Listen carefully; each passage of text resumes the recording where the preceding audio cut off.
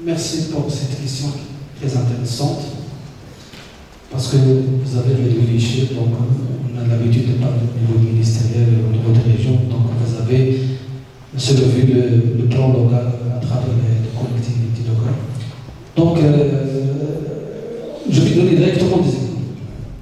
Le programme de l'amélioration de rendement, c'est au niveau local. C'est des partenariats avec le ministère de l'Intérieur et les collectivités locales. Le programme de la réutilisation des usines, c'est aussi à l'échelle de la commune, c'est à l'échelle des collectivités locales.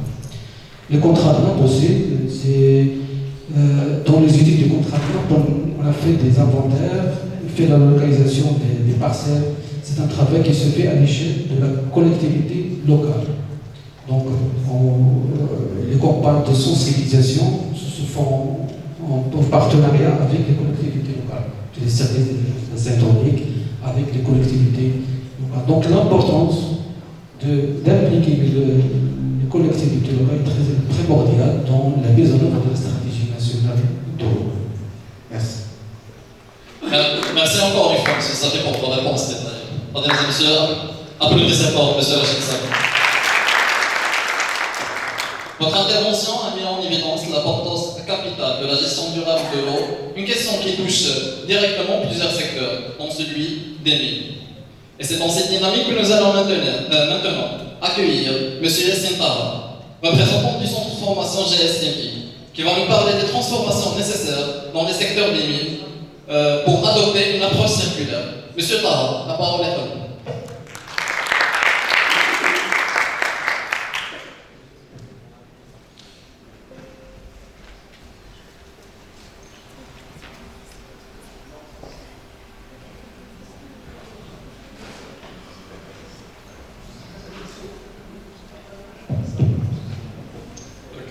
Bonjour tout le monde.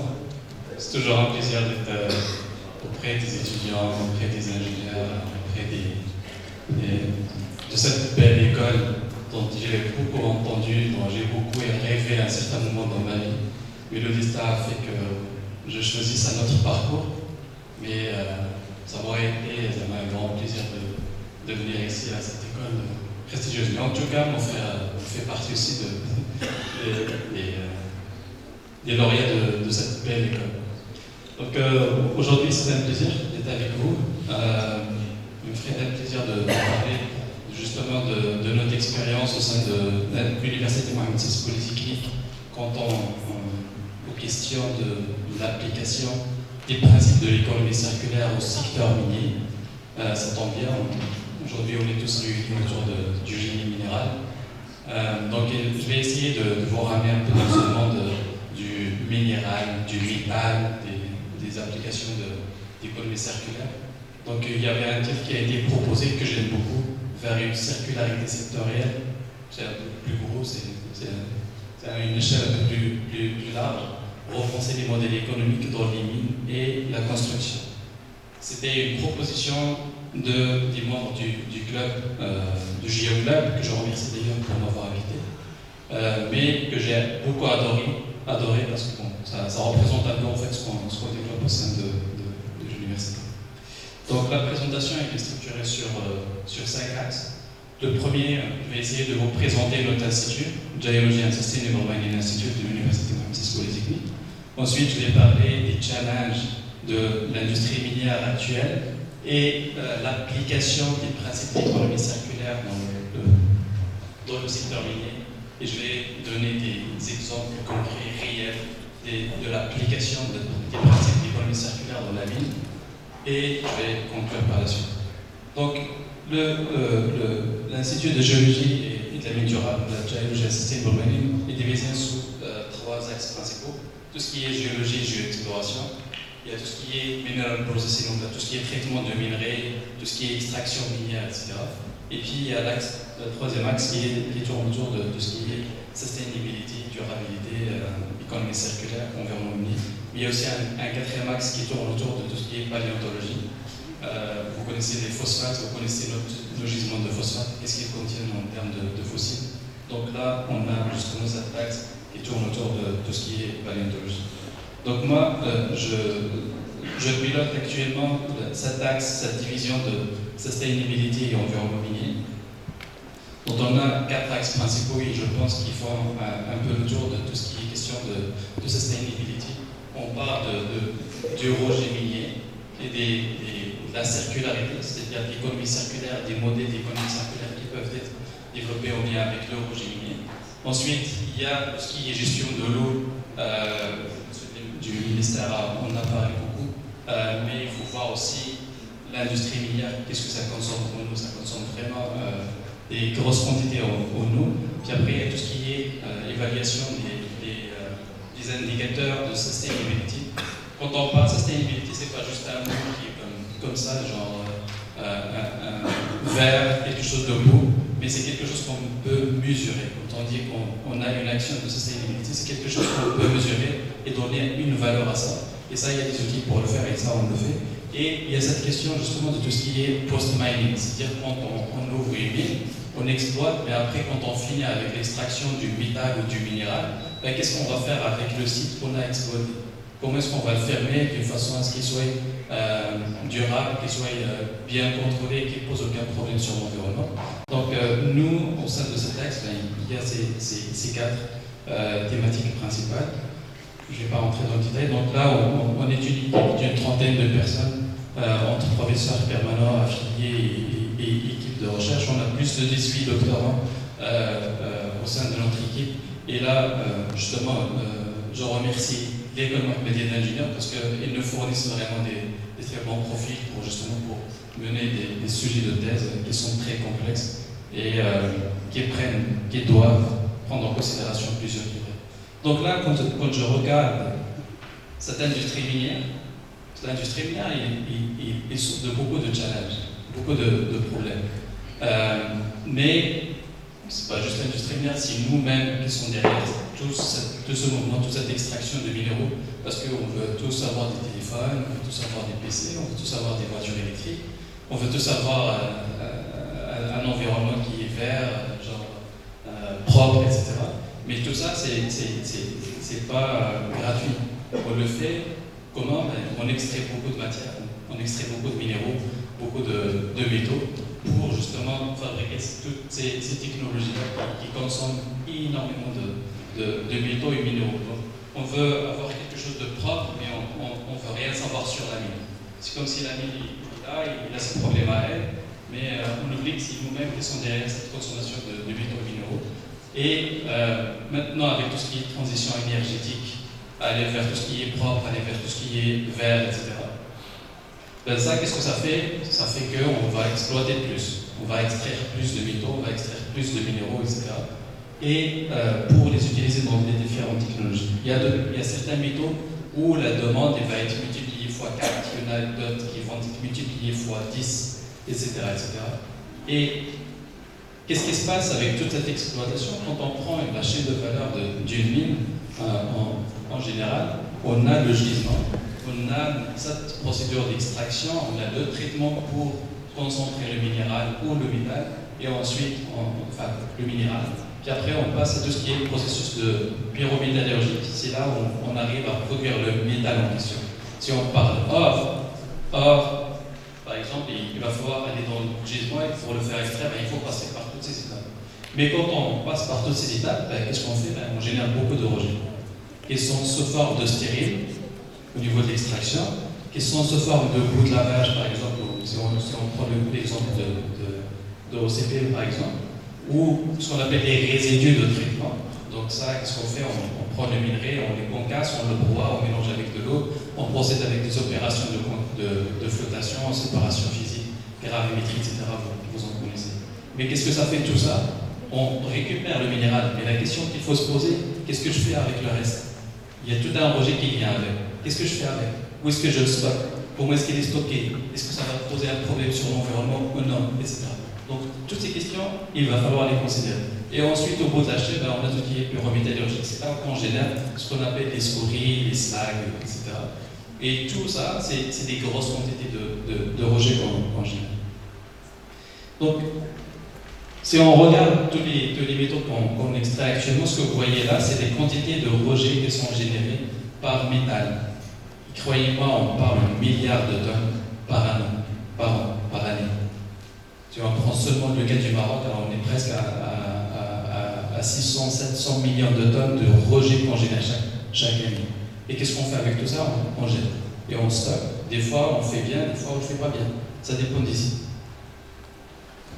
Et la tendance avec cette transition énergétique, c'est que tous les chiffres, tous les calculs, toutes les quantités, ils vont être multipliés x 10, x 15, x 20, x 4, x... Dépendamment du métal en question. Si on prend le lithium, c'est pas comme si on prend de l'or. Pour l'or, par exemple, quand on extrait 1 gramme d'or, 1 gramme pour l'or, qu'est-ce qu'on fait? On génère 1 tonne de rejet. 1 tonne pour 1 gramme d'or. Et ça, c'est énorme, c'est beaucoup. Ça a beaucoup d'impact. Donc là, il va falloir vraiment penser est-ce qu'on a besoin de cette or ou non. Question enfin.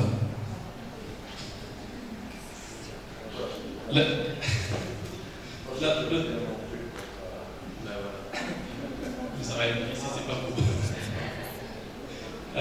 L'autre question justement qui vient justement, là je donne des exemples aux États-Unis, dans l'international. Mais croyez-moi, il y a ces mêmes exemples au Maroc aussi.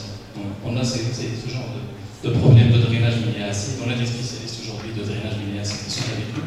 Donc ça, on le connaît, on en a. Il y en a pas mal dans tout ce qui est polymétallique, on a cette question de drainage minier acide. Qu'est-ce que ça fait? Ça fait générer des eaux qui sont polluées, qui sont acides, qui sont colorées, qui sont polluées. Puis quand on a ce qu'on appelle des résidus, qu'est-ce qu'on fait? Ça vient avec de l'eau, on les stocke dans ce qu'on appelle des parcs à résidus. Dans ces parcs à résidus, qu'est-ce qu'on fait? On fait venir une bulle qui contient 15, 20, jusqu'à 30% de solide, et tout le reste c'est de l'eau. Et donc l'eau, dès qu'on le stocke dans un endroit bien défini, si on ne le contrôle pas bien comme il faut, si la digue se casse, s'il y a une rupture, vous pouvez imaginer ce qui pourrait se passer au naval de cette digue. C'est beaucoup de problèmes d'ordre environnemental et d'ordre économique. Donc c'est pour ça qu'on essaie un peu. Il y a pas mal d'exemples. Donc quand on revient aux différentes mines, et vous êtes des ingénieurs, des futurs ingénieurs, vous allez faire face, si vous travaillez dans les mines, vous allez devoir faire face à ce genre de rejet. Et croyez-moi, c'est une grosse question. Et actuellement, il y a beaucoup d'exigences par rapport à tout ce qui est rejet, comment gérer, etc. Et l'industrie minière, elle essaie de trouver plusieurs façons de faire pour bien gérer, au moins, pour ne pas y avoir des problèmes d'ordre ni environnemental ni économique. Mais quand on parle d'économie circulaire, là, on essaie, quand on parle d'économie circulaire, ça ne prend pas juste un seul acteur, ça prend plusieurs. Donc, il va falloir créer des symbioses, il va falloir créer des synergies avec d'autres qui peuvent consommer ces rejets. Donc, quand on dit un rejet, la question qui se pose est est-ce que c'est vraiment un rejet, est-ce que c'est vraiment un déchet, est-ce que c'est une ressource, ou ça n'a vraiment aucune valeur? C'est la question qu'il va falloir se poser. À chaque fois quand on ouvre une mine pour exploiter de l'or, par exemple, on extrait 1 gramme d'or, mais tout le reste on jette 1000 tonnes. Est-ce que vraiment cette tonne ne contient rien? Est-ce que ça n'a vraiment aucune valeur? C'est la question qu'il va falloir se poser à chaque fois. Donc là, ici, je présente cet exemple de ce qu'on appelle la roue d'accompagnement, et elle permet de dire que ce que vous voyez en bleu, c'est par exemple si vous prenez n'importe lequel, si vous prenez par exemple le cuivre, le Ségur, quand on a ce cuivre-là, quand on exploite une mine de cuivre, on cherche du cuivre. Ça peut être dans des sulfures, ça peut être dans des oxydes, etc. Mais ce qu'on rate souvent, c'est qu'avec ce gisement du cuivre, il y a beaucoup d'autres métaux qui viennent avec, mais qu'on n'exploite pas, qu'on n'extrait pas, et qui finissent dans les rejets. Donc ce rejet, finalement, ça contient de la valeur. C'est juste qu'on ne l'a pas cherché, qu'on ne la connaisse pas et on n'a pas donné de l'importance à ces éléments-là. Mais si on avait fouillé un tout petit peu, on aurait pu trouver d'autres choses. C'est pour ça maintenant qu'on trouve beaucoup de mines qui exploitaient dans de l'argent, par exemple, ou du cuivre, etc., qui reviennent vers leur rejet pour les réexploiter, pour extraire de la valeur. Mais on aurait pu le faire dans le temps. Mais là, il y a encore des questions d'économie, etc. Et il y a l'autre aspect, quand on parle de rejet minier, c'est que les quantités sont en milliards de tonnes. Mais c'est là où je vais faire la connexion avec le secteur des matériaux de construction. Vous savez que la première matière qu'on consomme à l'échelle mondiale en premier, après l'eau, c'est quoi? C'est les matériaux de construction. C'est le granulat, c'est le ciment, c'est le sable, etc. Tout ce qui va avec. C'est ce qu'on consomme vraiment en très grande quantité. Et là encore, on consomme en milliards de tonnes chaque année. Donc là, qu'est-ce qu'on a? On a une industrie minière qui génère en milliards et qui stocke et qui souffre avec ses rejets en surface. Et on a une autre qui est les sociétés de construction qui consomment des milliards, mais à partir des carrières naturelles qu'on va devoir à chaque fois demander des permis d'exploitation, etc. C'est toute une procédure. Donc là, l'idée c'est quoi? S'il y a cette possibilité d'avoir une mine à côté de nous pour extraire ces rejets et les valoriser, c'est vraiment dans cette tendance-là où je vais y aller dans la présentation. Ici, quand on prend la chaîne de valeur des métaux en général, quand on parle d'économie circulaire, des métaux minéraux, etc., c'est toutes les initiatives d'économie circulaire, elles se concentrent vraiment dans la fin de la chaîne de valeur. C'est-à-dire, une fois qu'on a le téléphone qui est abandonné, une fois qu'on a un portable qui est abandonné, des voitures, des batteries, etc., c'est là où on essaie un peu d'aller chercher ce métal dans ces déchets électroniques pour le recycler. Mais quand on regarde le volume extrait du gisement, tous les efforts, toutes les initiatives qu'on est en train de mener en lien avec l'économie circulaire des métaux, elles sont focusées sur sur 1% maximum de la matière qu'on a extrait du gisement. En même mois.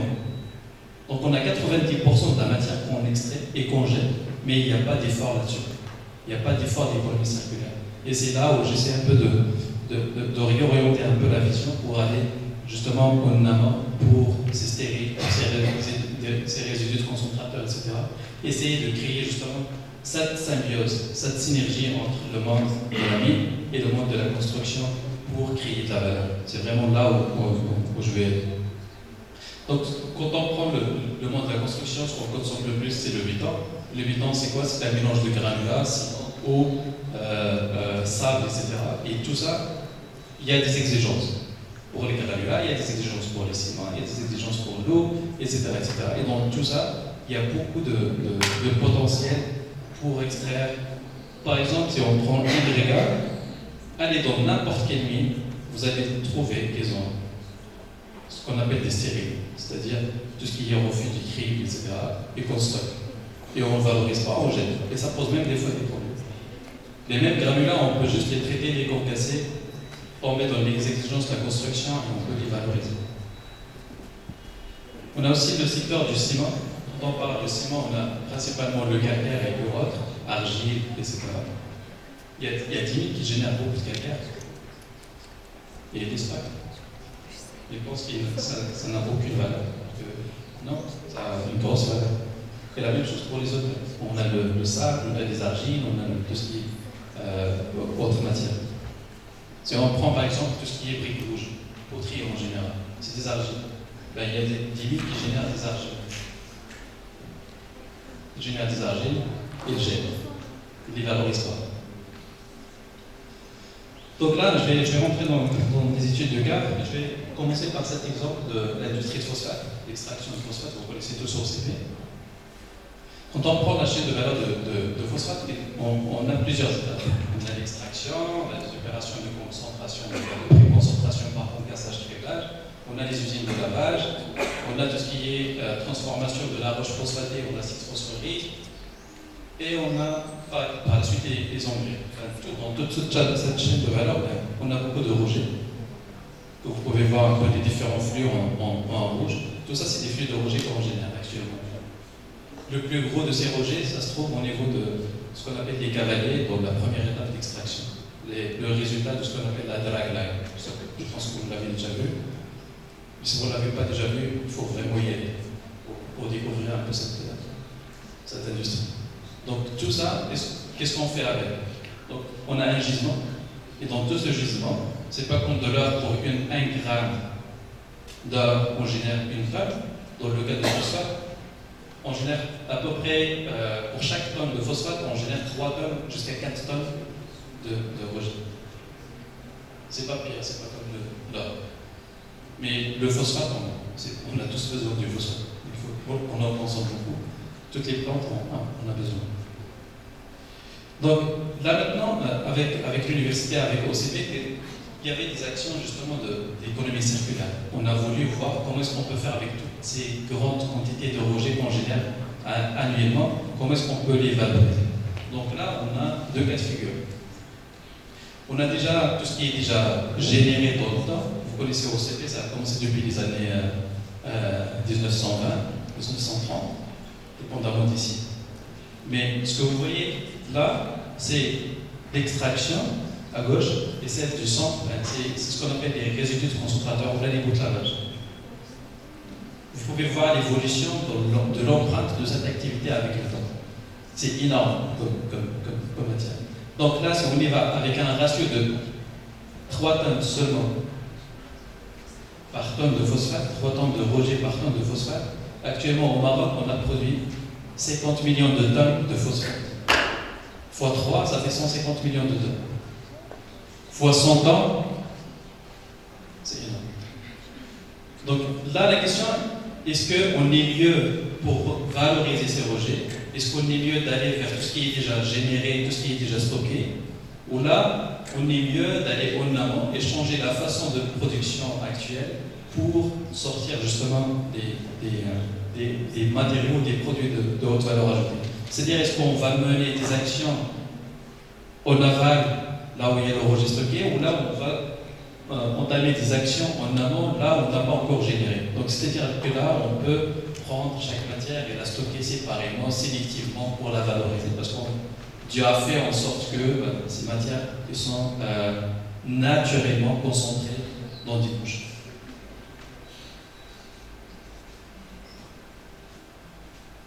Donc là, quand on parle d'économie circulaire, quand on parle de rejet, pour ceux qui pensent vraiment à l'économie circulaire, un rejet c'est quoi? C'est une faillite d'imagination. Un rejet c'est quoi? C'est une faillite d'imagination. C'est parce qu'on a failli à bien imaginer le rejet qu'on l'a appelé rejet. Mais si on l'avait vraiment bien pensé depuis le début, pour pas qu'il soit un rejet, il n'allait pas être un rejet, il allait être une matière première. Et donc c'est pour ça qu'on dit qu'un rejet c'est une faillite d'imagination. J'ai bien aimé l'intervention de la dame tout à l'heure qui a parlé de l'imagination, qui a parlé de l'innovation, qui a parlé de l'intelligence cognitive. Et tout ça, ces termes-là, ça rentre vraiment dans ce qu'on appelle l'économie circulaire. Donc si on veut vraiment bien faire les choses, on est mieux d'aller en amont de l'activité et essayer de penser bien ce rejet pour qu'il ne soit pas un rejet. Dans le cas des phosphates, ce qu'on a fait, il y a des travaux qui sont en cours et ça continue. Et il y a beaucoup de résultats qui sortent et c'est des surprises à chaque fois. Franchement, c'est des surprises. Donc nous, et c'est avéré que dans une mine de phosphate, on peut produire pas seulement le phosphate, mais on peut produire beaucoup d'autres choses en même temps. Une mine de phosphate peut produire le phosphate, peut produire le calcaire, peut produire le magnésium, peut produire la dolomite, peut produire des agrégats pour la construction, et peut produire beaucoup de choses en même temps. Et là maintenant, la vision des décideurs de phosphate, et j'ai eu la chance de présenter le concept à Cetara, le CEO de OCP, lui, pour lui, c'est clair, il faut qu'on y va avec ça. Il faut qu'on y va directement avec cette exploitation sélective de chaque couche toute seule pour ne pas tomber justement dans cette faillite d'imagination, pour ne pas tomber dans le rejet. Et donc là, qu'est-ce qu'on a fait? On a fait des sondages, des carottages au niveau des mines, et là maintenant on connaît mieux le gisement, on connaît très bien les matières premières, où est-ce qu'ils sont, à quel volume, c'est quoi leurs caractéristiques, etc. On a même développé ce qu'on appelle un modèle 3D du gisement. Donc maintenant on connaît le gisement, mais on connaît aussi, on a accès à la data du gisement lui-même, pour certaines parties bien sûr, pas la totalité. Ce que vous voyez ici, c'est un exemple d'un seul panneau de gisement de phosphate. Donc là on peut voir un peu toutes les différentes matières premières qu'on a. Donc l'une des actions concrètes qu'on a entamées, etc., c'est la production d'un ciment écologique à base des objets. On a pris les rejets riches en calcaire. On au laboratoire. Je pense qu'on commence à avoir des problèmes de batterie. Donc on a pris le calcaire. Vous savez, un ciment c'est quoi? C'est un mélange de calcaire. Un ciment c'est quoi? C'est un mélange de calcaire et d'autres matières. Le calcaire, il représente environ 80%, et le reste c'est 20%, des argiles et autres. Donc si on prend un ciment, nous, qu'est-ce qu'on a fait? On a pris des rejets riches en calcaire de OCP, on a produit notre ciment à nous, c'est-à-dire un produit ciment à base de rejets de phosphate à 100%. Il n'y a même pas besoin de substituer quoi que ce soit, et ça marche. On est même allé tester l'utilisation d'autorogés comme additif cimentaire. Et ça marche aussi. Et là, on a passé de quelques grammes au niveau de laboratoire à 10 kilos. Et là maintenant, on est à 6000 tonnes. Et va être testé très prochainement. Au niveau de l'usine de Stras, il y a de la fâche aussi. Pour consommer les 6000 tonnes de calcaire de l'OCP. Les tests sont en cours. Je prends notre matière première qui est la dolomite ou la calcite. Les deux minéraux, c'est des minéraux qui sont industriels et qui sont consommés en très grande quantité au Maroc. Il y a même des fois où l'on importe. Et ce qu'on a découvert, c'est que même OCP, à l'intérieur de OCP, eux, ils achètent ces matières. Ils achètent auprès d'autres personnes, auprès d'autres sociétés. Alors qu'ils ont ça carrément à l'intérieur de leur mine. Mais ils n'ont jamais pensé à aller exploiter ce calcaire-là qu'ils ont au niveau de leur mine. Donc là, avec les données qu'on a, justement là, on est en train de faire des tests pour la production du magnésium, par exemple, du magnésium métal, pour tout ce qui est alimentation animale, tout ce qui est engrais, tout ce qui est agrégat, etc., etc. Toutes ces applications que vous voyez devant vous, c'est vraiment des applications sur lesquelles on travaille actuellement. Et il y en a quelques-uns qui ne sont pas encore à échelle labo, mais il y a d'autres qui sont passés à l'échelle industrielle. Et ça fait créer vraiment de la valeur au sein d'une seule mine qui a depuis longtemps produit seulement le phosphate. Mais là, elle va continuer à produire plus. Là, je vais aller à tout ce qui est rejet déjà stocké. Quand on revient à tout ce qui est rejet stocké, c'est une réalité. On l'a, il va falloir faire affaire avec. C'est comme un peu dans les déchets ménagers, on a du plastique, on a du papier, on a du carton, on a du verre, tout est mélangé. Dans les mines, c'est la même chose. Donc si on veut vraiment valoriser les matières premières, il va falloir procéder par un tri de chaque matière première. C'est-à-dire trier des roches, dépendamment de leur composition, etc. C'est des solutions qui existent, qu'on a testées au niveau de ce qu'on appelle les mésotérines, et ça marche. Donc on arrive à récupérer du phosphate perdu, on arrive à récupérer de la dolomite, de la calcite, etc. Et ça marche. Et là, ça a même poussé le groupe OCP à s'investir dans un test pilote. Que eux, ils appellent un test pilote vu les volumes qu'ils traitent, parce que là, ils sont à 300-400 tonnes par heure. Un pilote de 50 tonnes par heure. C'est une usine. Et là, tu vas être installé très bientôt au sein de notre mini expérimental au niveau de l'université où on va tester justement ça à très grande échelle. L'autre exemple, c'est Jarada. Vous connaissez Jarada, vous connaissez la ville du charbon. Jarada a produit du charbon depuis longtemps, mais l'activité a cessé à un certain moment en 2000 pour plusieurs raisons, de gisement, du prix de revient, etc. Mais ce qui a fait cette activité, il a fait en sorte qu'il y a beaucoup de rejets, ce que vous voyez devant vous. Ils sont un peu partout au sein de la ville de Jarada. Je ne sais pas si vous avez déjà visité, mais c'est des terrils un peu partout. Ils sont vraiment à la proximité des maisons, des riverains et de la population de la commune. Ça pose beaucoup de problèmes. Il y a des collègues qui ont beaucoup travaillé là-dessus, qui ont prouvé que l'eau est contaminée. Parce qu'il y a ces rejets-là, on a des taux de sulfate résiduels. Donc nous, ce qu'on avait fait, il y avait dans le cadre d'un projet qui a été financé par CRI, c'est un centre canadien, et eux, ils ont donné de l'argent pour qu'on trouve une solution à ces rejets-là pour les valoriser. Nous, ce qu'on avait fait, la première question qu'on s'est posée, qu'est-ce qu'on a dans ces rejets? C'est quoi? Qu'est-ce qu'on a comme matière? Qu'est-ce qu'on a comme valeur? Donc là, qu'est-ce qu'on a trouvé? On a trouvé qu'il y a encore beaucoup de charbon dedans. Pas beaucoup, hein, on parle de 15% en moyenne de charbon. Mais après, le reste, c'est quoi? C'est des schistes. C'est des schistes. Les schistes, c'est la matière première qui peut être utilisée pour produire des briques. Donc nous, ce qu'on avait fait, on a modélisé, on a fait des sondages, des carottages, on a prélevé des échantillons, on a modélisé les mésatérines, on a produit des briques carrément avec à 100% de rejet.